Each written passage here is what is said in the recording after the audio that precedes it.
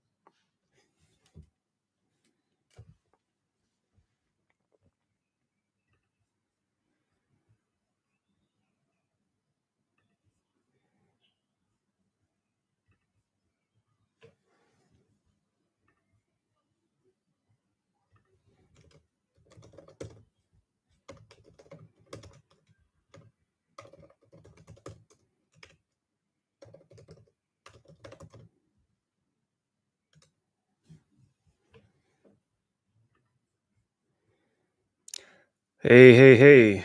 Tempest of thought. Can you hear me? I can't. I can never be sure if this microphone's working or not. Let me know if you can guys can hear me.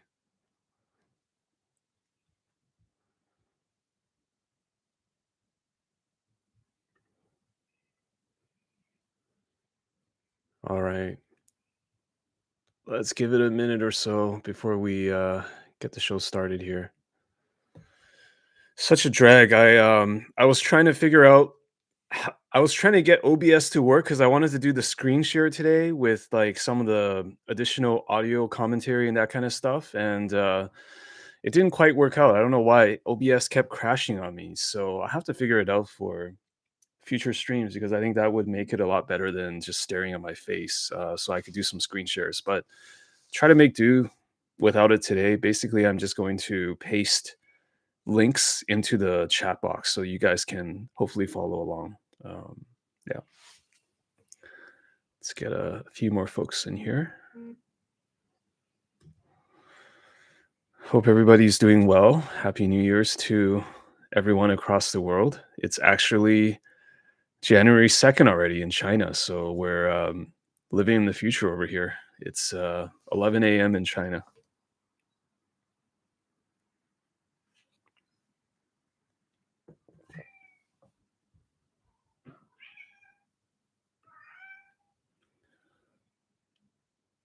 I have to figure out a way to upgrade the stream setup slightly. I think this is like super bare bones. I'm just in my bedroom, and there's a lot that I think I can do to make the streaming better. But I think the most important thing, as those of you who listen to the interviews know, the most important thing is just to get started. So I'm gonna start really bare bones this year for streaming, and then hopefully get better over time, upgrade the setup.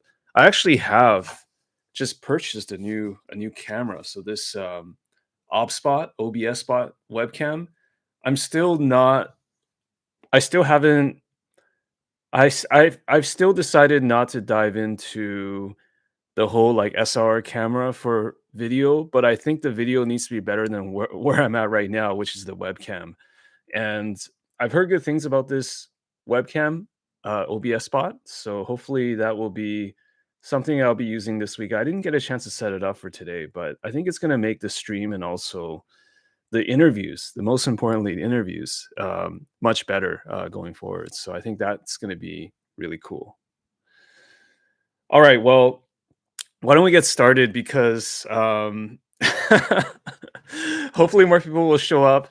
Um, I just really wanted to kick off a New Year's 2024 stream with all of you.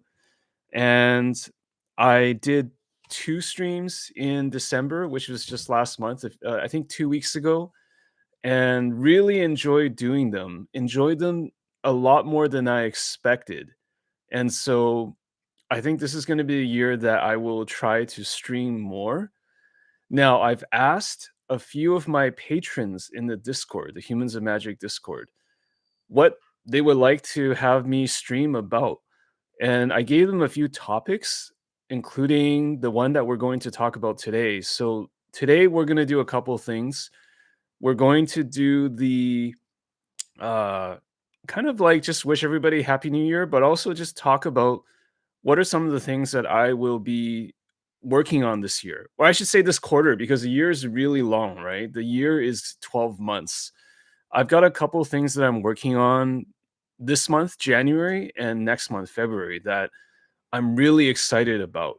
And so I would really love to talk to you about it. For those of you who take the time to listen to me ramble on this live stream, I would really want you guys to be the first to hear about it. So that's part 1 of the stream. And then the second part is we're going to get into a kind of retrospective behind the scenes on the infamous Pete Hoefling interview that I conducted, I think a year and a half ago. But why I'm revisiting this topic is because I've always wanted to talk about the behind the scenes of making that interview. There were a lot of things about that episode before the interview, during the interview, after the interview that I've never talked about ever, except to maybe a few close friends. And I thought it would be fun to revisit the whole thing, right? I thought it could be interesting. It's kind of a behind the scenes of the interview. And most importantly, I'm not just doing it for hashtag engagement, because as some of you know, I went through some shit last year in terms of being in the public and understanding how Magic Twitter and these things work. And it's actually interesting to revisit this episode in light of what I personally went through. And I've also leveled up a little bit. I've learned a couple of things over the last 6 to 12 months. And I think it would be really interesting to kind of revisit it, like from the lens of like, okay, where was I mentally at that time when I did the Pete interview in 2022, May 2022, actually April, because it was recorded in April and released in May, where I was at that time, and then where I am today, and kind of triangulate what that is like. So I thought that would be um, it'd be fun to do. I've never really talked about it, so hopefully you'll enjoy that as well. Okay, so let's get to the first part. The first part of this live stream is really like, what am I working on right now? And what are some of the things that you should be expecting from Humans of Magic in the short term? So I've already mentioned the fact that I've got this webcam. So definitely things that I want to do are upgrading the overall production quality of the show. And it's not just the online interviews that I'm recording right now, like with the webcam and the mic. By the way, I think the mic also needs to be upgraded. I'm using a Blue Yeti, but I would really love to upgrade to a Shure or a condenser mic, because I think that's just the best audio quality that you can get at a amateur level at home. And I think that's going to be um, a nice to do, right? But first of all, I'm going to upgrade the audio quality. I've got an interview with aspiring Spike this week, so I will be using this webcam for that interview. And actually, let me just run down the list of people that I will be interviewing in the near future. Got this list here.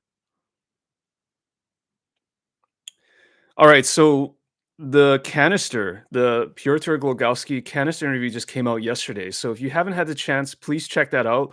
I spent a little bit more time than usual on that episode in terms of cutting the intro, because I know YouTube wants to have like a more compelling introduction. I try to, do some subtitles and try to hook viewers into the first 30, 60 seconds. I also spent a bit more time on the thumbnail, the headline, all that kind of stuff. I'm really proud of the episode. I think that was an episode where Canister really opened up in a way that he hadn't opened up before on any podcast, I think, because he told me afterwards, like, "Oh, James, you actually asked me some stuff that I no one's asked me before, and I really enjoyed doing the interview with you." So definitely check that out. But in terms of people that I've interviewed that I still haven't released, which is coming very soon, I've got one that's recorded with Ryan Nicholas, aka Tron is Bad. Um, this one was a lot of fun to do. And Ryan is a pretty new content creator, but he seems to have most of it figured out already, despite it being less than a year into his content journey. So I think that one is going to be really cool. He's also really big into competitive and legacy. So we talked about that as well. Mason Clark, another competitive minded Magic player and Magic coach. Um, Very tall Magic player, just like aspiring Spike. I think there's some sort of connection there between your height and being good at Magic for some weird reason. So I also recorded that with Mason. I'm really looking forward to that, and I hope you get a lot out of that as well. Another interview recently. This was actually a face-to-face interview, so that was really cool. Actually, Deathsy, the limited grandmaster that you may see, actually you see very often on Twitch. He's one of the best limited players and streamers around. He has a very unique way of thinking about the game, and so the Deathsy interview is really interesting. He actually visited Shanghai.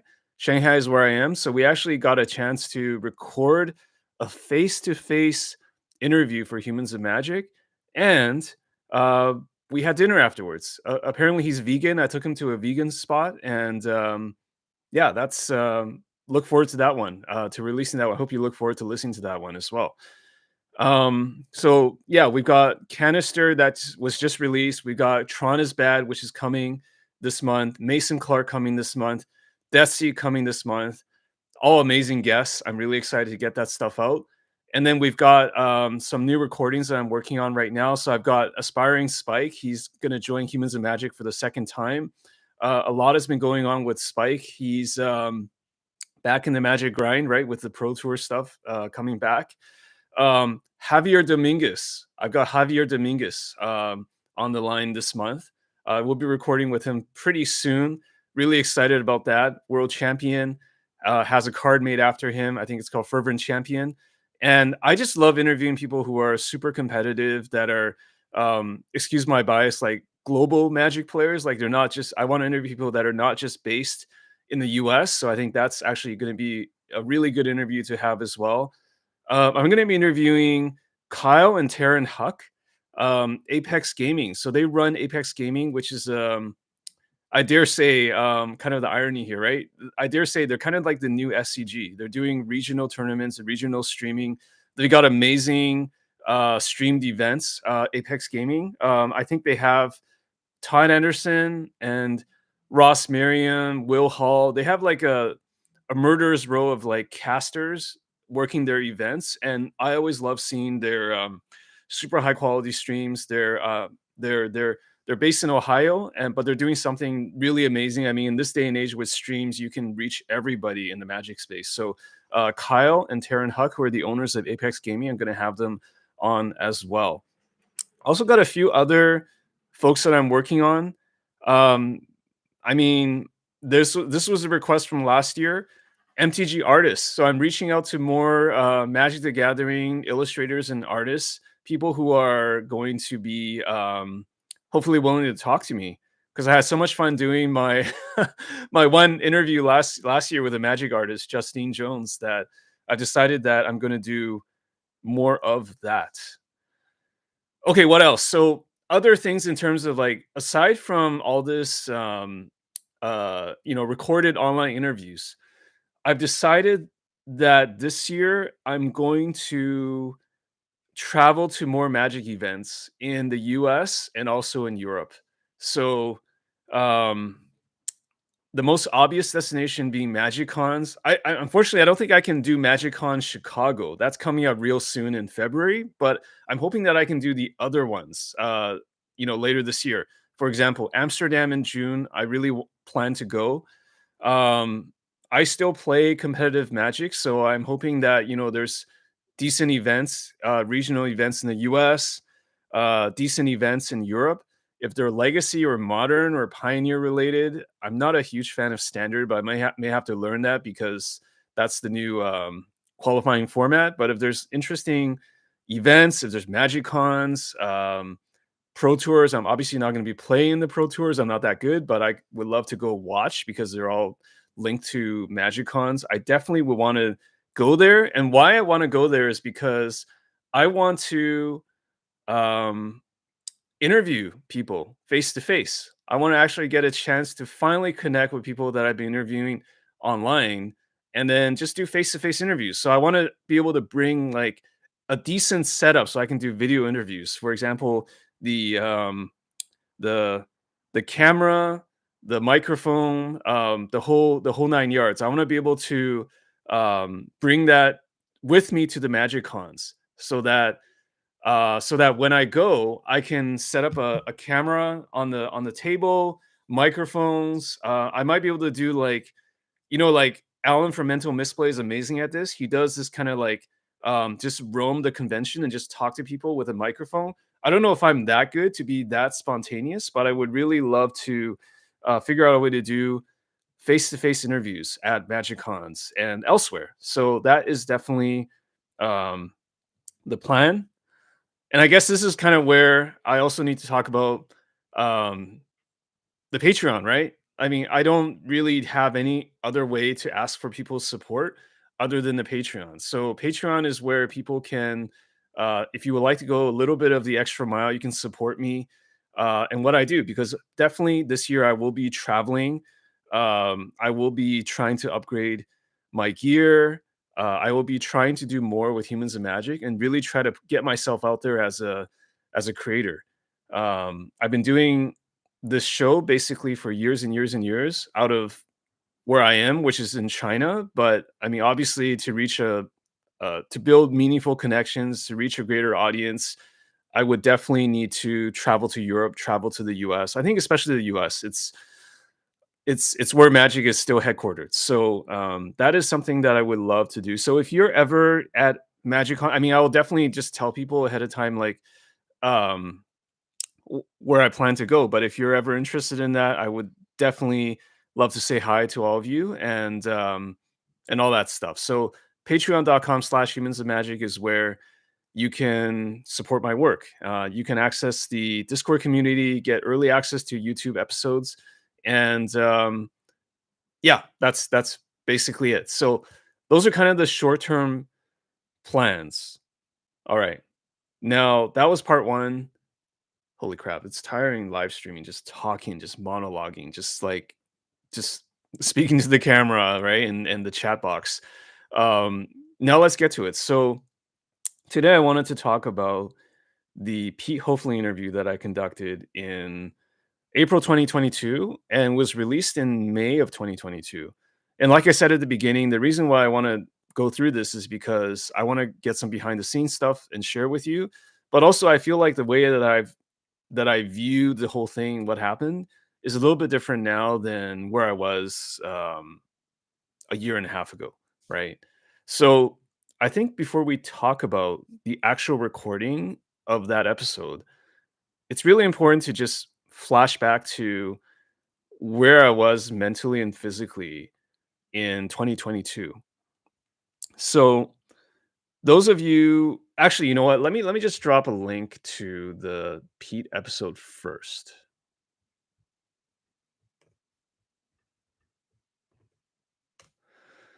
This episode was recorded. It was released just audio only, so I have the SoundCloud link here. Um, Humans of Magic didn't start getting onto YouTube until I want to say actually later that year. So it was actually later in 2022 that I got on YouTube for the first time, and I totally regret not getting on YouTube sooner because it's just so much more fun to have video interviews. But I had like some reservations holding me back. Whatever, it's just they always say the best time to start on YouTube was probably 10 years ago.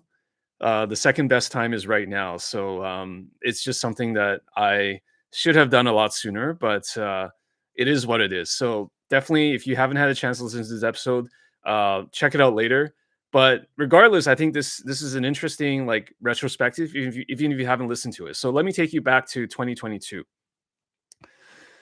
I was living in China, and there was a global pandemic happening. I guess you could say it's still happening, but it's way less severe than it was in 2022, than 2020 to 2022. And where I was living in China, in Shanghai, It's hard to describe if you were not living in China during that year, but we went through the most draconian of draconian lockdowns. Um, it was it was insane.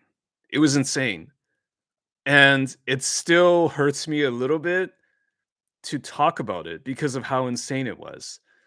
Imagine a real lockdown where you could not leave your apartment building. You're living in a society and country like China where people are used to the idea of a surveillance state. So forget, American freedom or North American freedom. I grew up in Canada, so I even though I'm not American, I can relate fully to being Canadian and having rights. Imagine being in a situation where a black market started popping up for food because you can no longer go to supermarkets. Your delivery services no longer worked. There was survival of the fittest. Imagine being tested in a mandatory fashion for COVID every single day by guys in white hazmat suits because there was a goal to get to COVID zero cases of COVID in my city, which is actually really fucking impossible, right? And it was insane looking back on it, and it was insane then. Just the levels of lockdown that China went through at that time. And if you were tested positive for COVID at that time, it wasn't so much getting COVID as what happened after you were positive. If you tested positive that time in China, you would be thrown into a facility for 14 days until you were negative. Just think about how insane that sounds. Think about how insane that is for you to be at a facility against your will with other people who were also tested positive for COVID and be expected to make a full recovery and only be allowed out after you left, after you had a full recovery. So I'll tell you, at that time in April or March, when this lockdown happened in China, my neighbor upstairs tested positive, and he was thrown into the facility. My neighbor downstairs, um, a whole bunch of them tested positive. Something similar happened. It was an absolutely insane time. Why am I telling you this? That was also the year that I decided to get super fucking serious about Humans of Magic. I started releasing weekly episodes. I started getting onto YouTube. And I will tell you, a big part of the reason is because I needed a distraction from what was going on in the real world. This is no exaggeration. Humans and Magic was kind of it was a hobby. It became a project to keep my mind off of what was going on, and it just became a way for me to escape, to mentally escape from what was happening around me at this insane time in Chinese society that I still have a huge amount of anxiety and I don't know what to call it exactly. I think it's got to be some sort of mild PTSD just talking about what happened in 2022, right? It was insane. It was absolutely insane. Now, if you want to hear me talk about it in a kind of a more coherent fashion, I actually recorded with Jerry Thompson for episode 100 um, uh, that year, and it was really surreal. Like that episode with Jerry Thompson, it was so real because I we just started off chatting. I was still in the lockdown in China, and I just asked Jerry, "What's going on? How's it going?" And he asked me, "How's it going?" And I just couldn't lie. I just had to tell him like all the stuff I was literally living through. So if you're interested in COVID and you want to actually hear me talk to Jerry T about what it was like, You can check out that episode. I just put that link into the chat there. It was absolutely insane. So I'm telling you all this because like at that time, if you remember, 2022 was also the year that war broke out globally, right? Russia invaded Ukraine. Russia invaded Ukraine a few months before the China lockdown. And so I was dealing with like, what the fuck is happening around the world? I was dealing with what the fuck is happening around me, literally around me in China. Like, we're being locked down. And so there were two things, right? I thought one was going harder on humans and magic would be a way for me to keep my mind off of the real world. And secondly, to put it in perspective, I had to tell myself that even though I was locked down, even though my freedoms, my peace of mind was being infringed, there was a war going on. There were bigger things, more serious things going on, and I should still try to feel some sort of gratitude about my current situation. So that was also the year that I decided to work on, I think to this date, probably my proudest Humans of Magic episode. Again, this is all pre-YouTube, so this is only an audio format, but it was called This Ukrainian Life because I decided in order to escape from what was going on around me, I needed to put the spotlight on people that were really struggling. And those were the Ukrainians, right? And not just Ukrainians, but the Ukrainian magic community. There's a big story there that doesn't get talked about. They get shafted by Wizards of the Coast and Hasbro in terms of cards and magic players. So I wanted to do a feature on what it was like to be Ukrainian and go through that conflict. And so at the beginning of 2022, or I should say not beginning, maybe February, I had that idea and I just started working on, I think to this day, probably still my proudest piece of work is the Ukrainian Magic episode. I'm not sure if you've had a chance to listen to it, but I will definitely can also drop a link here.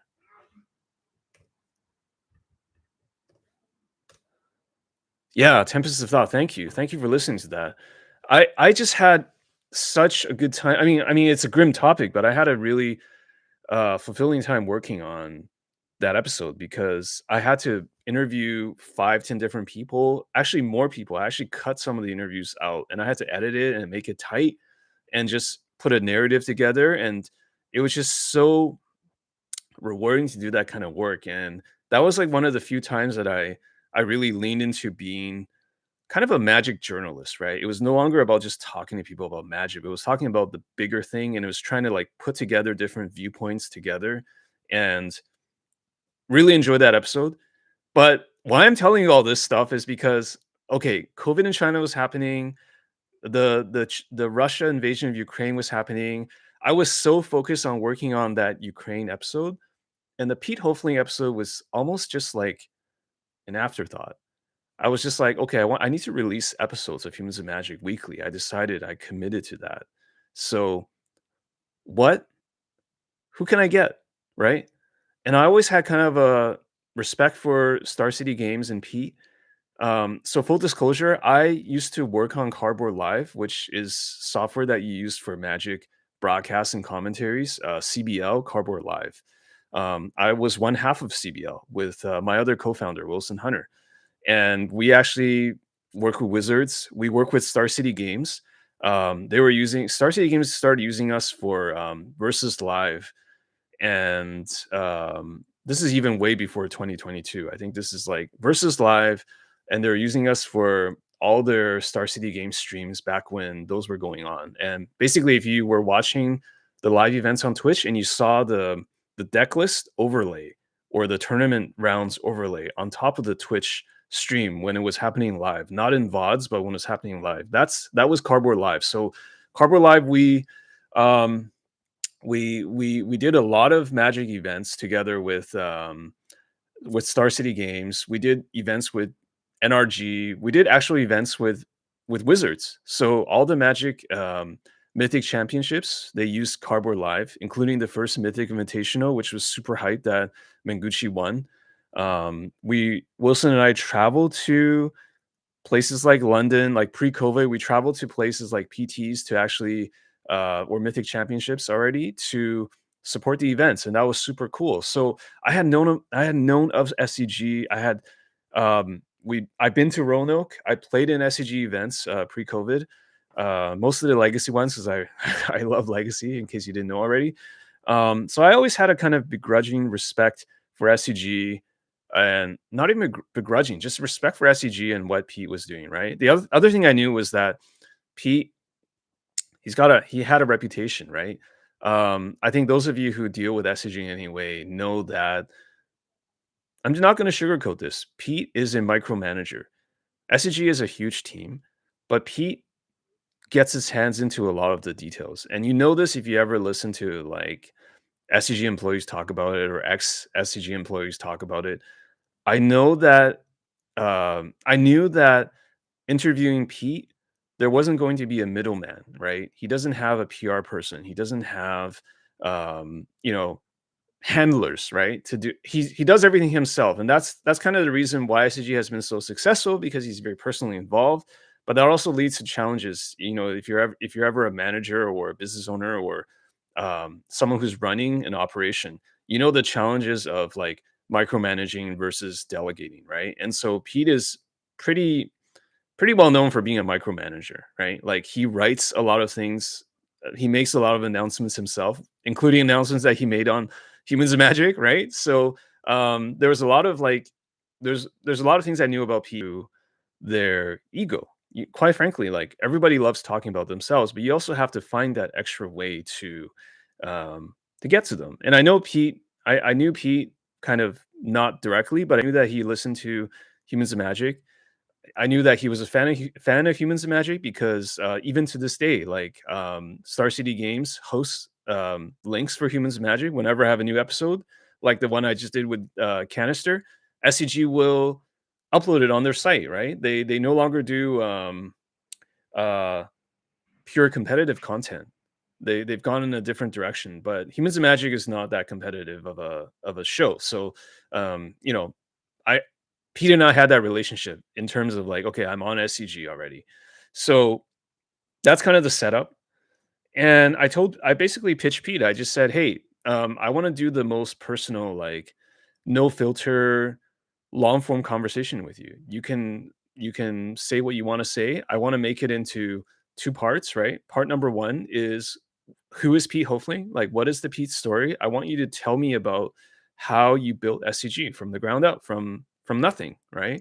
And I knew that's something that is to this day, I think it's a really interesting story. I think that's a story that is quite admirable because I think objectively, SCG really changed the Magic landscape and Magic retail, especially in the US. I don't think Magic is where it is today without SCG and all the things that SCG innovated. For example, being one of the first places to get cards online. And secondly, having Magic coverage. The SCG tour was hugely influential. It was hugely influential for me as a Magic player and to many people. Probably people who listen to Humans of Magic, people who are on Magic Twitter, people who are fans of Magic over the past decade. It's almost impossible to understate how much of an impact that SCG has had on the Magic world. And these are just facts. So I wanted to pay respect through my interview with Pete as to how he built SCG up and how he thought about everything. Because I know, again, going back to the good and bad of him being a micromanager, I knew that a lot of these ideas came straight from his head. He didn't have a team or a committee that said, Pete, you should do this. Pete listens to himself, and that is both a good and a bad thing, right? So that was the first part of the interview that I pitched to him. The second part of the interview was just talking about the upcoming Magic events, right? Why SCG was moving away from um, SCG tours, why SCG was going towards like the kind of festival or commander based type of thing, which honestly is the right thing to do because of that time, because of COVID, because of the way the game was going. All these things are conflated, but I wanted to ask him about that as well. So that was the setup. I wanted to have a real conversation with Pete, and I just asked him, is that possible? Can we have an interview? Can we have an interview together? And so Pete, bless his heart, accepted. We actually ended up having a very detailed back and forth in terms of planning. So I used to be way more meticulous about humans and magic in terms of planning the questions. But it was also important for the Pete interview because Pete wanted to review all the questions to make sure that this is the irony, right? To make sure that nothing was a surprise to him. And so I actually ended up sending him um, a list of questions. Maybe I can share the link later. It's just a Google Doc. But if I look at the list of questions, this is why I need to get OBS set up next time because I can do all the screen shared stuff. But basically, we went through like everything. We just like all the questions, including how he thought about the vax policy. Like these were all things that we prepare for in terms of outlining questions ahead of time. I had a whole bunch of like back and forth with him over like a couple of weeks. Is this okay, Pete? What do you think about the questions here? Again, I'm trying to be kind of a wannabe journalist, but at the same time, I want to send him questions. I want to be respectful, and that's what happened. So finally, we recorded, and what's interesting about this behind the scenes is that we actually recorded. Nobody really knows this, but we actually recorded in over 2 sessions. All right. The first session, we just recorded the first part, which is kind of like the rise of SCG. So Pete talked about his childhood, how he operated like selling sports cards, how that became magic and his ideas. And I even remember telling Pete like before the interview, think about how the words that you say are going to be perceived by people who listen to the episode. Really think about it, right? Because I knew Pete didn't have a PR person. It was just him. So I said, if you want, we can record and you can listen back to it and you can give me feedback if you want to make certain edits before it releases. Now, I can't cut out entire things that you say because that would be dishonest, right? Like it needs to be as close to the original conversation as possible. But if there's things that you're really bothered by, we can make some adjustments. So we actually recorded the whole thing. It wasn't just part 1, the rise of SCG. It was also part 2, like, how he thought about the vax policy and, like, the shifting of SCG events, physical events in the US, and that was fine. And then, I'm just gonna look at my messages with Pete here. Um, I wanna make sure I get this right.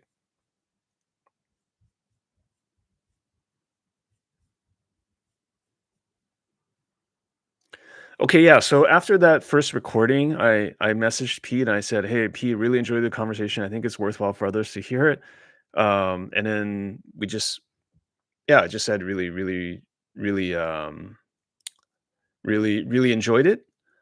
And then I think it was about a day or two later, um, Pete gave me some feedback, right? So he actually ended up giving me like a whole list, including exact timestamps, because I sent him a preview and he wanted really specific edits. He wanted things like, here's a part where I repeat myself. These are not controversial parts, but here's a part where I repeat myself. I'm repeating this. Can you cut this part out?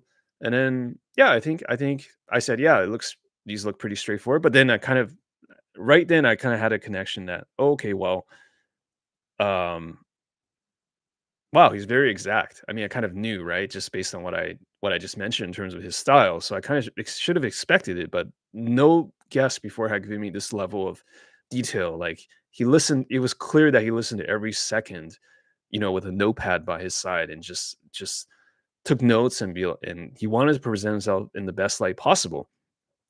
Now I said we recorded in 2 parts because I think in the first part, which is the whole recording, he had some issues with how he worded certain things, and then I said, okay, well, we'll do a part 2. So we'll re-record some of the parts in the second half of the interview. So I think it was maybe a span of 2 or 3 days between the 2 recordings, and I put it together.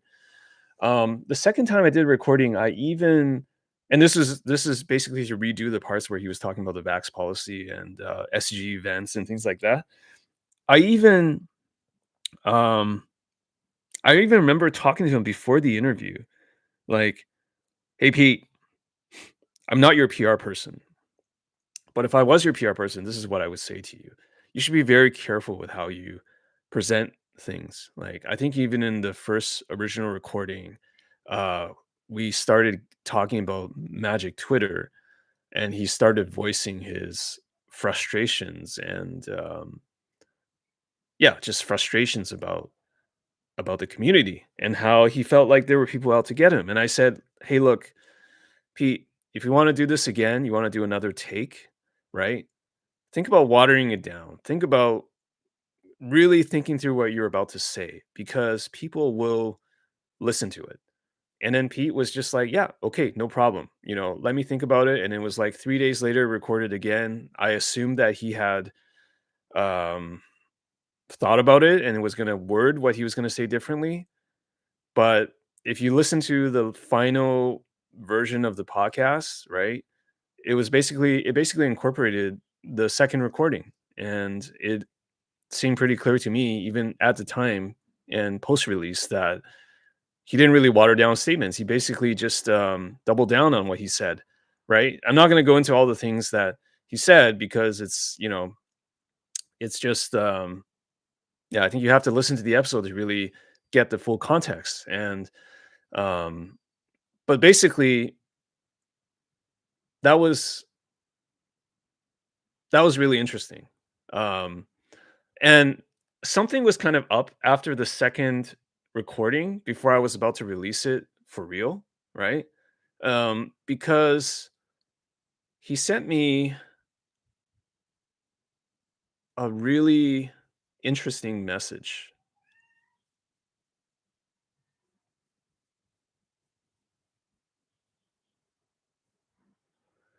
Okay, he sent me a really interesting message because I think he realized that something was up and the way that he presented or worded certain things were not great. And he already asked me to just cut the whole thing out.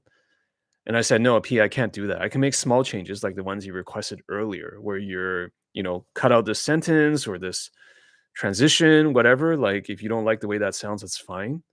But I can't cut out the entire thing." And then he ends up sending me a message where he says, "James, I think we need to scrap the whole episode. We need to scrap the whole episode. I will compensate you for your time, but don't release this episode. Um, I don't think it put me in the best light, et cetera, et cetera." And at that point, I was just like, and I responded back to Pete. I said, "I can't do that. I can't not release the episode, right? This thing has been done. I gave you a redo when we did the original recording. I even acted as your PR person. I said, like, you should be careful about how you talk about these things or respond to the questions." If you listen back to the interview, I think there was a critical point where he started venting about the Magic Twitter being, 15 to 20 people that were out to get him. And he says he basically made it sound like, it doesn't matter what SCG does. Doesn't matter what SCG does. People are just out to get me, right? So I basically a statement that it was not warranted. The hate that SCG was getting for announcing that, vaccination or masks were actually vaccination was not required. I think masks were still required for a time, right? During peak COVID 2020, 21, 22. And where I'm going with this is that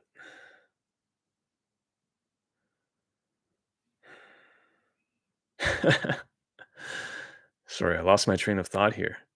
Um, he really wants to control the narrative. He really thinks that the narrative is that people are out to get him. And during that interview, during the recording in real time, I said, "Could it not be could it not be Pete?" I tried to give him a softball. I said, "Could it not be that people care so much about SCG because they do care about SCG, that they're going to the events, they wanna be safe at these events, and if there's any backlash you're getting, it's because people care, right?"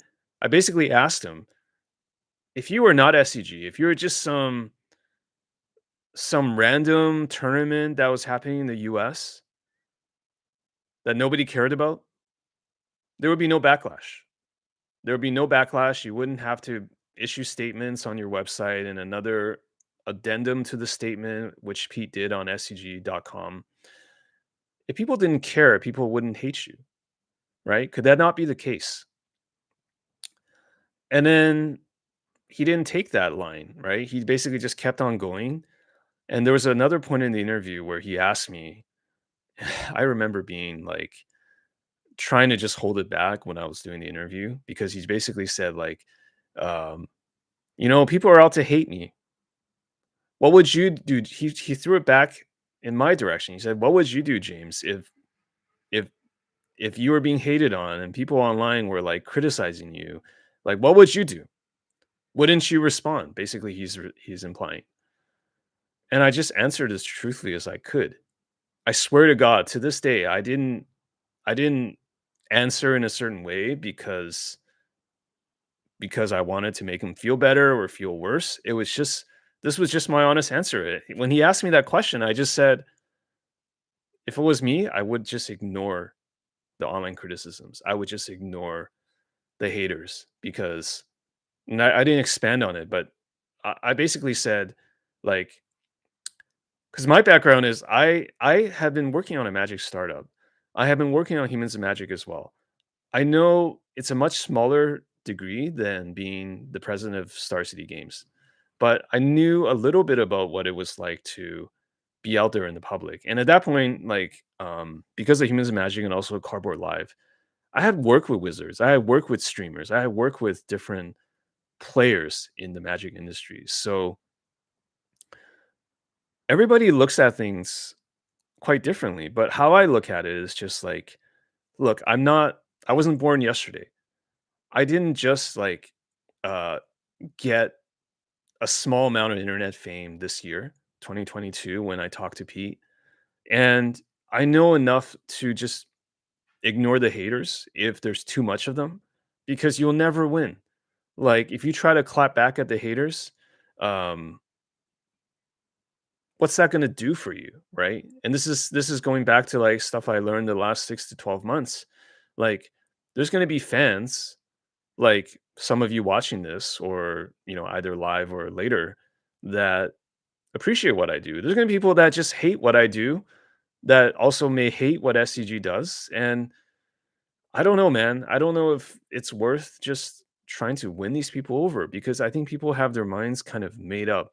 And honestly, I'm not for everybody, right? Some people may not enjoy an interview show like Humans of Magic. They may not enjoy the guests that I have. They may take issue with me because I'm Asian, because I don't know. There could be a million different reasons, right? They don't like the sound of my voice, right? They don't like the way I look. It doesn't matter. Like there's lots of magic content and content out there. There's a billion hours you can watch of something else or listen to something else. So all this was encapsulated in my answer to Pete. Like if there were haters, I would just ignore them. And so anyway, that was the interview. The interview happened, and I guess we can also talk about um, what happened right after the interview was released.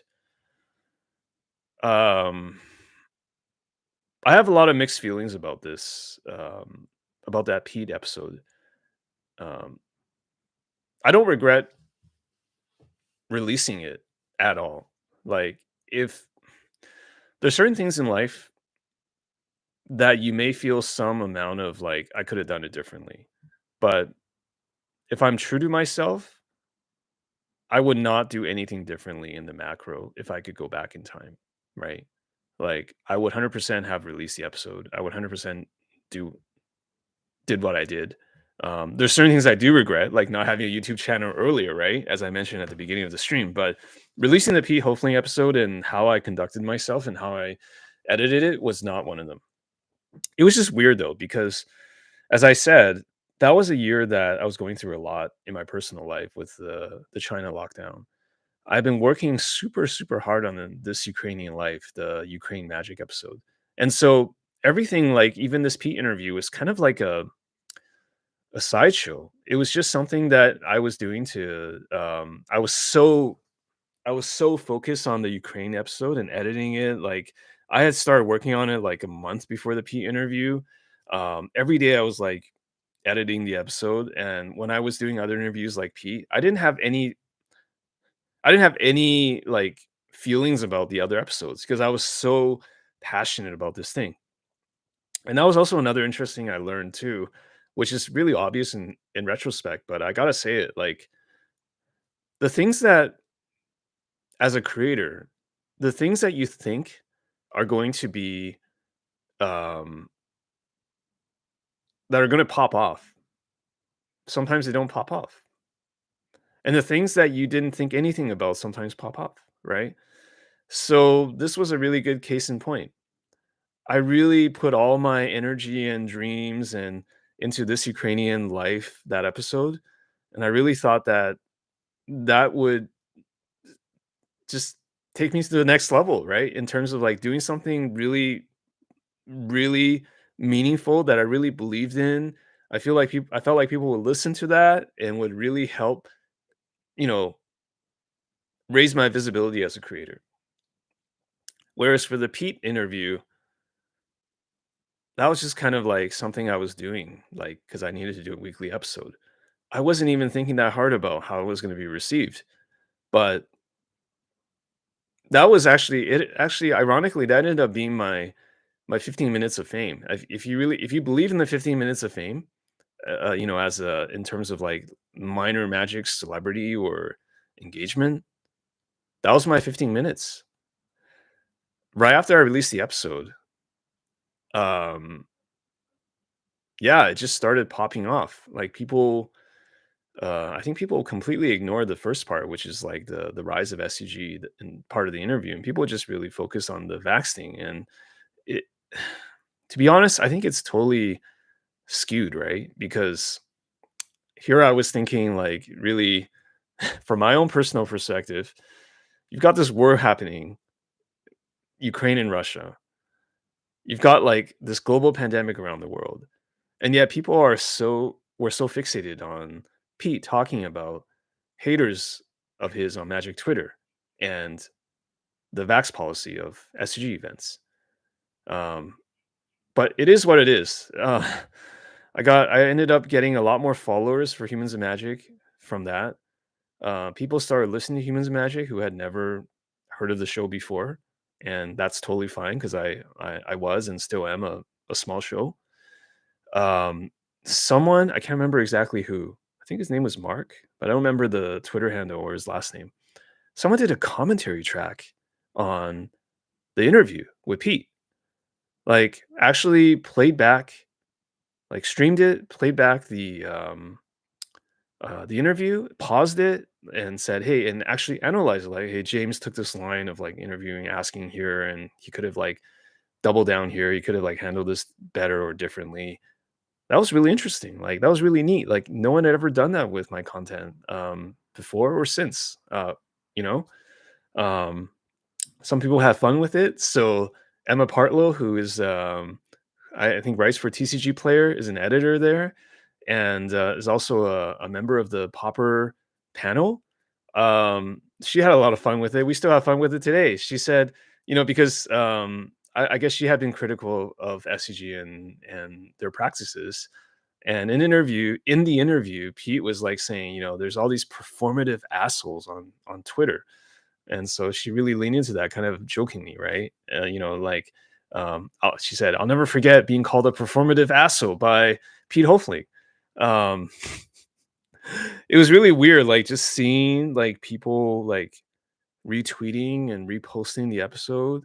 Um, I think there was an article where the person who was writing for Dicebreaker actually summarized the episode as well, and it was very surreal because I didn't know like all this stuff was happening, and I was just checking Twitter several times a day. I was just seeing all this stuff flowing in, like my mind was just kind of getting broken by like all this attention. I was just like not expecting it at all, and I didn't I wasn't sure what to say or respond. Like I ended up just looking at all the tweets and retweets, and I didn't even dare like or reply to them because it was just like such an out of body experience. Like it's just something I didn't even think would happen. I just thought this is Pete's perspective. This is how he runs SCG. There were a lot of fucking crazy things happening around the world and downstairs from where I was. And this was like, if I have 99 problems, this is like not one of them. And I assumed it wasn't one of them for many Magic players, even in the United States, right? Um, but it happened. It happened. And you know, it just kind of illustrated to me like drama is drama, right? And maybe I provided, and who knows, right? Like maybe even some of you listening to this now, like maybe there was some um maybe it helped you a little bit. Who the fuck knows? Like maybe it helped you get your mind off things to just get to to watch the drama unfold on Twitter or Reddit or wherever it was happening. Like maybe I provided some uh I hate to say it, but maybe some entertainment or joy for you at that time. Um, I guess it indirectly helped me or directly helped me. It helped me like raise the level of humans of magic so that I could end up doing more.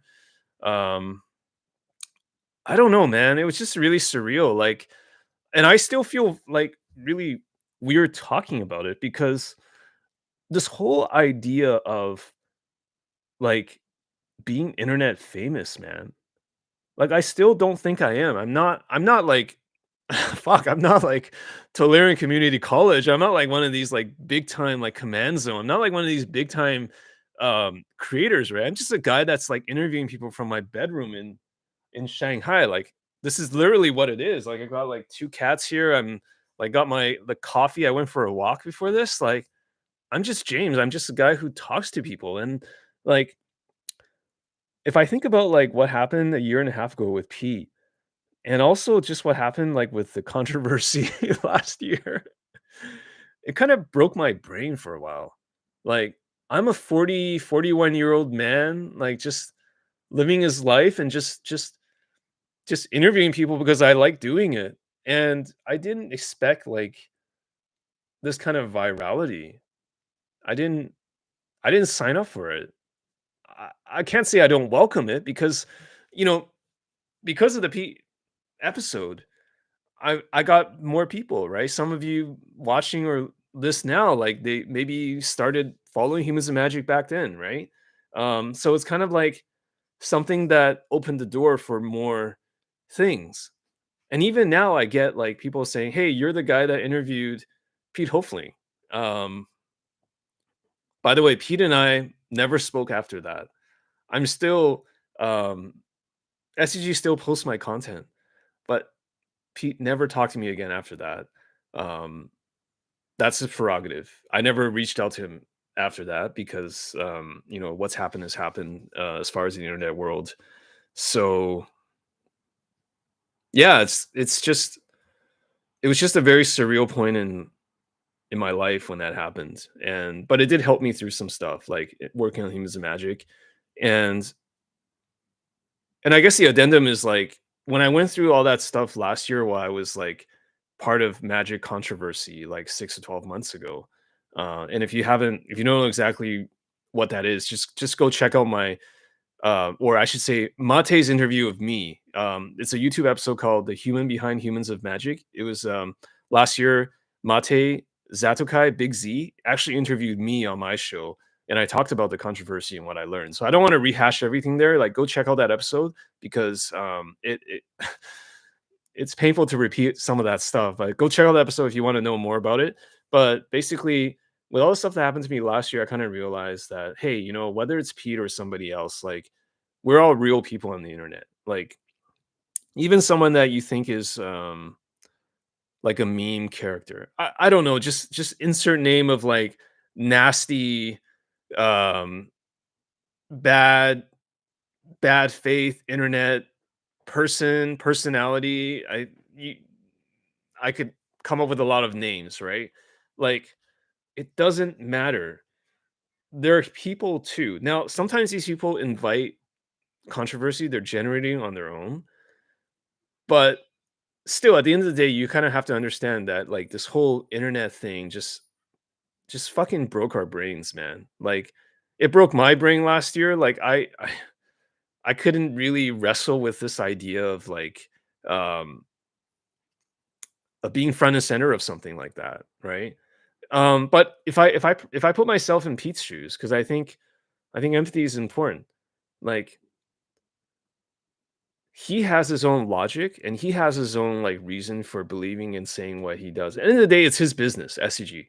He has a right to do whatever he wants, just like others have a right to praise or criticize him. Um, do I think that people shouldn't have dogpiled on him? I don't know. Like, in a lot of ways, he invited some of the criticisms. Um, Not a lot of people came to his defense, but what's interesting is that I did get a message from a pretty senior level SCG employee.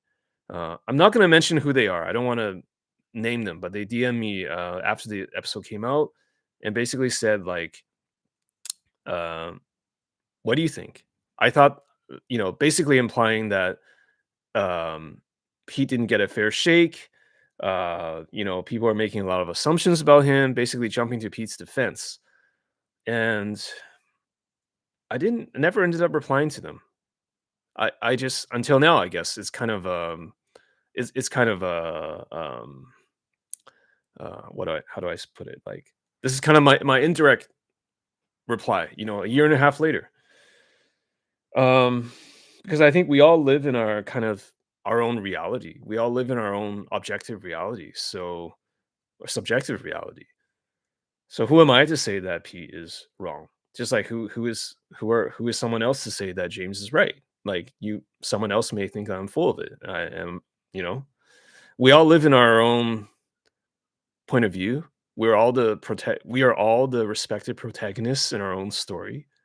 So yeah, it's just but it really made me think, like, just everything that happened for Humans and Magic in my personal life in the last like 2 years, year and a half, is really made me stop and think. And I know this is maybe like not a super relatable thing because not everybody wants the internet fame. Not everybody, even I don't want internet fame, but not everyone's like in the public or being a creator. But I just want to share with you all like that I don't think our monkey brains are built for this. Like, when your tweet gets a ton of engagement, when your podcast gets a ton of engagement, when you have people coming after you, when you have people who don't know you but are just saying things about you, and that's all part of the game. And I've just kind of I've kind of accepted that. It's like if you want to be in the public, um, that's kind of what it is, and you kind of have to make peace with that, right? I that's just that's just what it is, right? And I think my philosophy is rather than just bemoan, like complain about the world being what it is, you just kind of have to work around it. I've had a lot of conversations with fellow creators about stuff like that, and it's hard, right? There's a reason why they say content and streaming is oftentimes bad for your mental health because like even this is so unnatural. Like I'm just talking about myself like for an hour and it's fun, but it's also weird. Like it breaks your brain sometimes, especially when you only started getting on the internet at this time in my life. Like I'm in my early 40s. I remember a time when we didn't have the internet. We didn't have smartphones. I had a flip phone. I didn't even have a laptop in college. I had to like go home to check my email, right? Um it's wild. But anyways, I think I've rambled on long enough. I I really appreciate you tuning in, continuing to be a fan of Humans and Magic. Like I said, this is going to be a year that I will do more. I'm going to travel to more physical events in the US, in Europe, Magic Cons, PTs, events. So I'll definitely would love to meet people if you are ever at one of these events. I would love to do that, and I will also plan to do more face-to-face interviews like the one I just did with Detsy in Shanghai. So thank you all. Have a great new year. I hope that 2024 is going to be better for everyone compared to 2023. And thank you for continuing to be a fan and supporting what I do. I really, truly appreciate it from over here in China. And yeah, thank you for hanging. And I'm gonna do more streams. Like I'm gonna do maybe another one this week. I think twice a week is probably my max. I'm gonna get OBS figured out. I'm gonna get this webcam set up so you get me in higher definition. Um, Maybe we'll talk about Cardboard Live. We'll talk about the good old days. We'll talk about more behind the scenes. We'll talk about God knows. Like maybe you want to watch me play Magic Online. If you want to watch me play Legacy Leagues on Magic Online, I can definitely do that. If you want to watch me play Arena Draft a little bit, I can definitely do that. Um, yeah. But you know what? I promised there'd be some Q&A, so let's just go through the chat. Let's see if there's any like questions here. If you want some Q&A, definitely can answer before I close off the stream. Um, yes. For the handful of you watching in the chat, thank you for being here and watching me ramble. Um, yeah, I'll just leave it open. If you guys have any questions, feel free to ask. If not, I can always just end the live stream and get on with it.